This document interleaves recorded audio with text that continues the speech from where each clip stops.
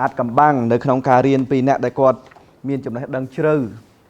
Robert គាត់ធ្លាប់ទៅស្នើសុំមិត្តភ័ក្តិរបស់គាត់ដែលជា billionaire មកចែកម្លែកនៅក្នុងកម្មវិធីរបស់គាត់ពួកគាត់គឺ say no ភាគច្រើនគឺ say no អញ្ចឹង Master Belamtan គាត់ផ្ដាំផ្ញើខ្ញុំនៅពេលគាត់នៅរស់គាត់ឲ្យខ្ញុំយកអា board game ដែលបងប្អូនលេងព្រឹកមិញហ្នឹងចាប់ផ្ដើមដំបូងប្រហែលជា10ឆ្នាំមុនខ្ញុំតែងតែស្ពាយ board game ដើម្បីដើរលេងជាមួយអ្នកដែលគេធូរធាននៅស្រុកខ្មែររបស់យើងអញ្ចឹងនៅពេលខ្ញុំលេងជាមួយពួកគាត់ជាទូទៅខ្ញុំរៀនបានអីមួយយ៉ាងហើយ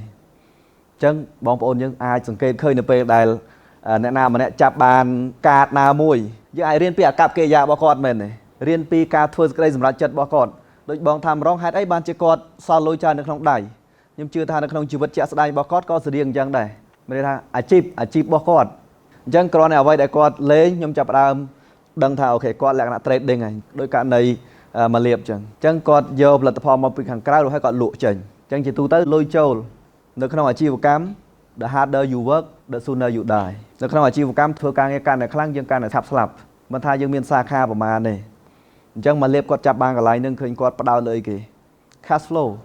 បាទ cash flow នៅពេលដែលយើងមាន cash flow ច្រើនប្រភព minimum ចាប់ពី9ប្រភពឡើងទៅអាជីវកម្មរបស់យើ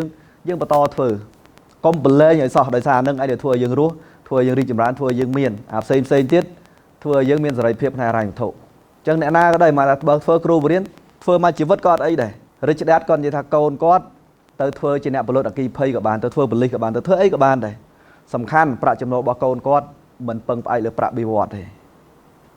អានឹងឯងដែលព្រឹកមិញខ្ញុំនិយាយថាផ្នត់កំណត់បង្កើតប្រភពចំណូល